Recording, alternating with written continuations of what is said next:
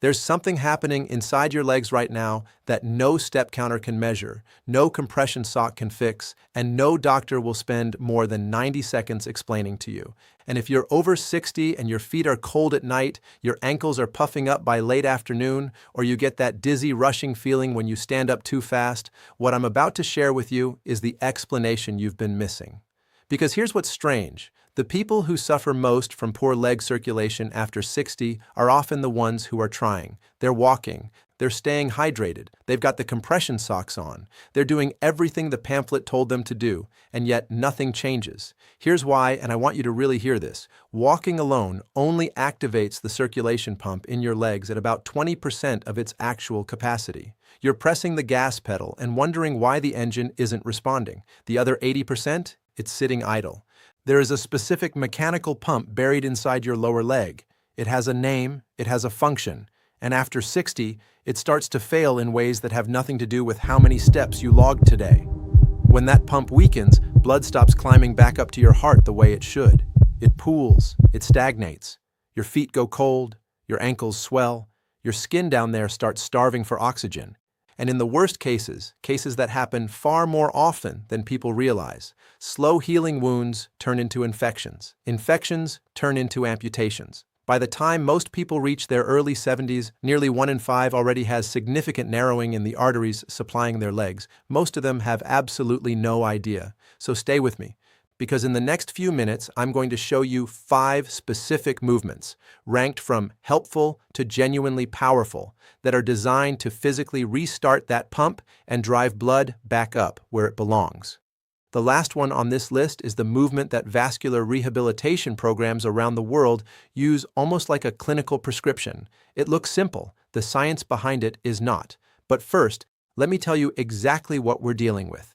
The muscle your doctor never mentioned equals deep inside your lower leg, buried beneath the skin, runs a network of veins. And wrapped around those veins is your calf muscle. Every single time that calf contracts, every single time it tightens, it physically squeezes those veins like a hand squeezing a tube of toothpaste. That pressure pushes blood upward, against gravity, back toward your heart. And here's the brilliant part of the design. Tiny one-way valves inside those veins snap shut after each squeeze, like trapdoors. Blood goes up. It cannot fall back down. Cardiologists and vascular specialists have a name for this system.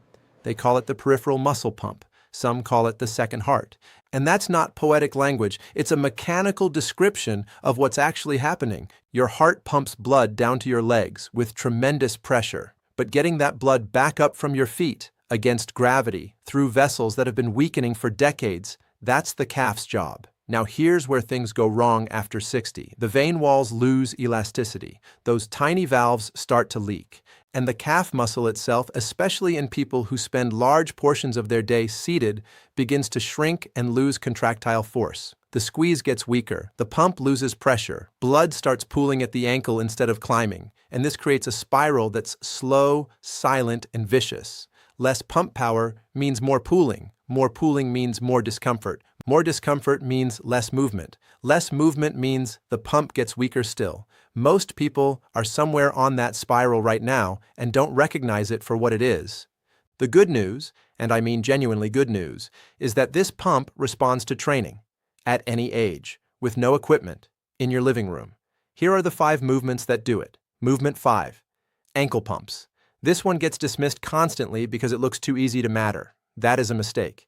Ankle pumps are the first movement prescribed to patients recovering from leg surgery, often before they're permitted to stand. Why?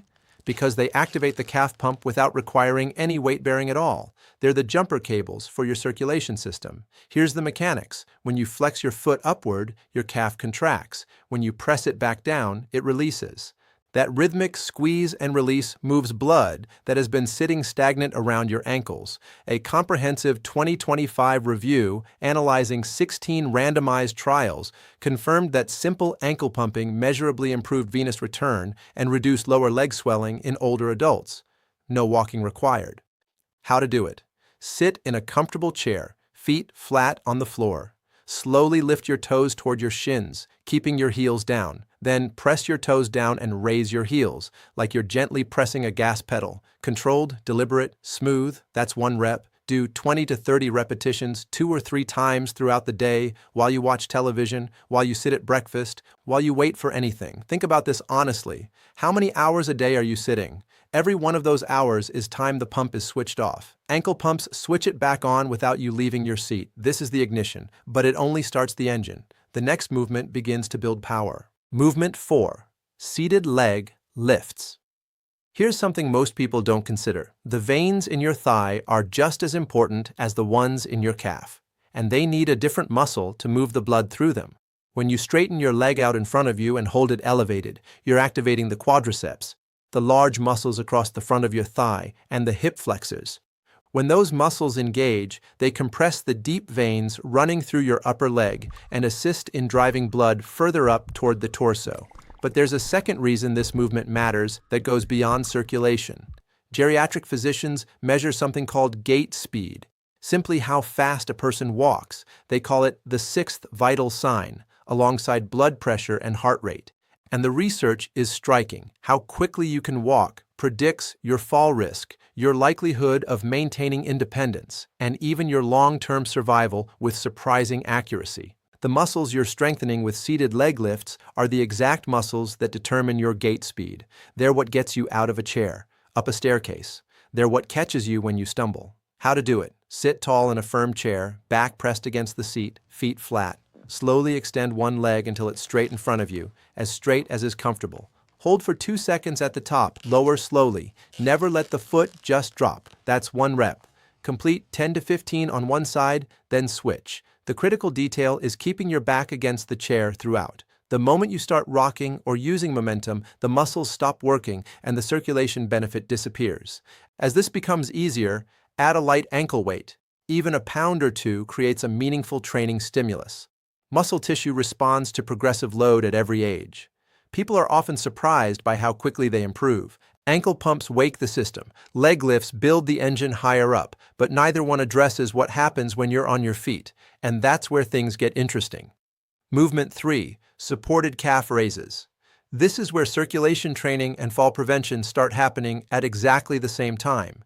The National Institute on Aging has been consistent on this point for years. Lower body strength is one of the single most important factors in preserving independence as we age. Not just mobility, independence. The ability to rise from a chair without reaching for help, to climb stairs, to recover from a stumble before it becomes a fall. Your calves sit at the center of all of that. And here's what most people don't realize. Weak calves don't just mean poor circulation, they mean slower balance reactions. When your ankle destabilizes unexpectedly, your calf is the first muscle that fires to correct it. If that muscle is slow or weak, the correction comes too late. So every supported calf raise you do is simultaneously training your pump and sharpening the reflexes that keep you upright. How to do it. Stand behind a sturdy chair or at your kitchen counter, hands resting lightly on the surface for support, feet hip-width apart. Slowly rise up onto the balls of your feet, lifting your heels as high as is comfortable. At the top, pause for 2 to 3 seconds. Then lower yourself back down, taking a full 3 seconds to descend. Controlled, never crashing back to the floor. Start with 10 repetitions. Build toward 20 to 25 over several weeks. The slow descent is not optional, it's where a significant portion of the strengthening happens.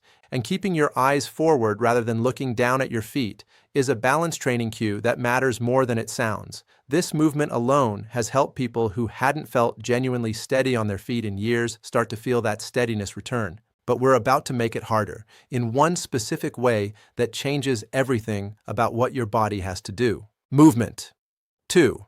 Single leg stance. Hold. Before you decide this is just a balance exercise with nothing to do with circulation, I want to give you one number. In 2022, researchers published findings in the British Journal of Sports Medicine after following over 1,700 middle-aged and older adults for several years. They found that individuals who could not hold a single leg stance for 10 seconds had an 84% higher risk of death over the follow-up period compared to those who could, 84%. from a 10-second balance test. And among adults in their early 70s, fewer than half could pass it. You can test yourself right now, carefully, with a counter or wall nearby. Stand up, lift one foot just an inch off the ground, and see if you can hold it for 10 seconds without grabbing anything. That test is also the exercise. And here's why it matters so much for blood flow specifically. The moment you lift one foot, every muscle in your standing leg, calf, ankle stabilizers, hip, core has to contract continuously to keep you upright. That sustained, uninterrupted contraction keeps the calf pump running for the entire duration of the hold. It's not the brief squeeze of a footstep, it's a prolonged squeeze. Ordinary walking gives your calf a fraction of a second of contact before the foot lifts again. A single leg hold keeps that pump engaged for 20-30 seconds at a time. This is where circulation training and balance training become the same thing, and this overlap is not a coincidence. It's the architecture of your movement system. How to do it? Stand beside a counter or wall, one hand hovering near the surface. Shift weight onto one foot and lift the other just slightly off the floor. Stand tall, eyes forward, don't grip the floor with your toes. Breathe normally. Hold for 20 to 30 seconds. Switch sides. That's one round. Do 2 rounds per side to start. As it becomes more manageable, gradually reduce how much you rely on the surface, until eventually your hand is simply hovering above it, ready to grab if needed. The longer and steadier that hold, the longer the pump runs, and the sharper your reflexes become. But this movement is still building towards something. The most powerful version of this pump, the one that produces the greatest circulatory response, is what comes next. Movement 1. The standing calf pump. Hold. This is the one I've been building toward. And once you understand what it's doing mechanically, you'll see why vascular rehabilitation programs worldwide have structured their protocols around it. It looks almost identical to the calf raise from movement 3, but there is one deliberate modification, and that modification is everything, the hold at the top. When you rise onto the balls of your feet and stay there, your calf muscle maintains sustained, maximal contraction against the full weight of your body. That contraction doesn't just nudge the blood upward, it generates real, continuous pressure. It acts like a compression pump that stays engaged long enough to actually clear the stagnant blood from your lower leg and drive it toward your heart. Ankle pumps create a squeeze and release. This creates a sustained, pressurized push. The research behind it is concrete. A randomized, controlled trial published in the Journal of Vascular Surgery found that individuals with documented poor leg circulation who followed a calf raise-focused exercise program achieved significantly greater pain-free walking distances, improvements of dozens of meters in some cases, and total walking distance improvements approaching 100 meters. No medication, no device. The calf pump, trained deliberately. How to do it? Stand behind a chair or counter, hands resting on the surface for balance. Rise slowly onto the balls of your feet. At the top, hold for 3 to 5 full seconds. Breathe, eyes forward. Feel the contraction, then lower yourself down over 3 seconds. Full control throughout. Start with 8 to 10 repetitions. Work your way toward 15 to 20 over time. Never rush the hold. The hold is the mechanism. Everything else is setup. Because there is no impact and no ballistic movement, this exercise is appropriate for most people dealing with arthritis, balance challenges, or limited mobility, provided you keep that hand available for support. This is the movement. This is the prescription.